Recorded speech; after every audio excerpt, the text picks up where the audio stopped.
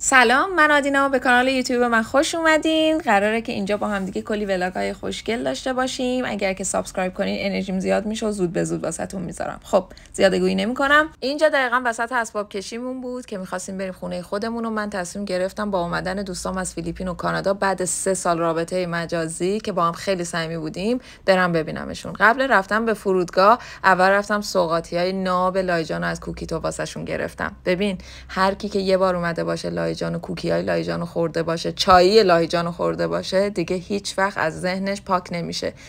اون مغزی گردوهای خوشمزه و کشمشای خوشمزه داغ توی کوکی نگم براتون. البته که همجوری داغ نمون تا اون روز، ولی خب همچنان از خوشمزگی‌هاش کم نشده.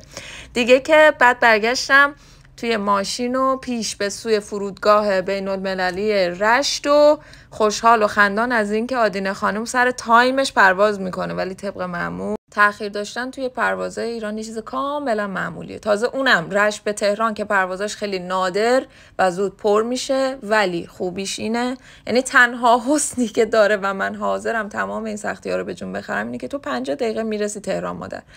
و واسه یه آدم تنبلی مثل من که حوصله نشستن توی ماشین رو نداره ولی حوصله اینو داره که اینجوری قدم بزنه تو فرودگاه یه چیز طبیعیه. دیگه که همین دیگه پرواز رو گرفتیم و بوردینگ شروع شد و نشستیم توی هواپیما. کل مسیرم داشتم به این فکر میکردم که چجوری میشه یه آدم مجازی انقدر واسه آدم عزیز باشه که تو حاضر باشی توی این شرایط بد که تازه پدر شوهرمو از دست دادم برم ببینمشون و حالم خوب بشه. همش هم به ریاکشن فردا فکر میکردم که دیدمشون چیکار کنم. از ریاکشن که بگذاریم، داخلیان پذیرایی میکنن خانم‌ها و آقایون محترم. رسیدم تهران، گفتم چمدونو بگیرم و اسنپو بگیرم و پیش به سوی خونه خواهرم.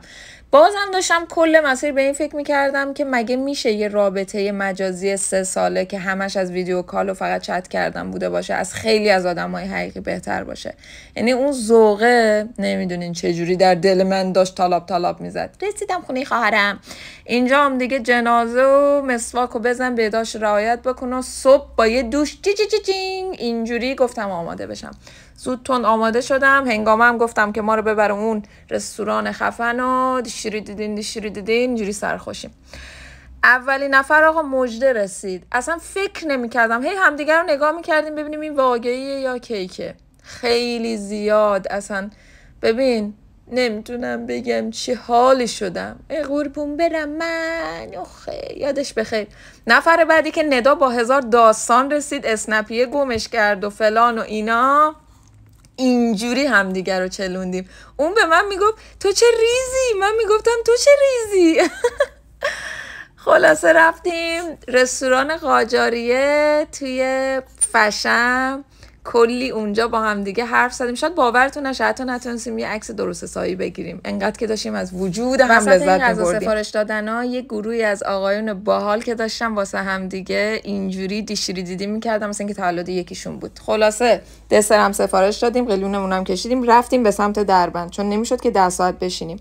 ببین چی شد اینجا. خواهرم از اونجایی که ماشینش توقیفی داشت ماشینو گرفتن. چند تا ماشین شده بودیم 2 تا. خدمتتون ما کوچ کردیم اومدیم تو ماشین بعدی ما رو گرفتن دیگه. همینه دیگه، تابع قوانین جمهوری اسلامی.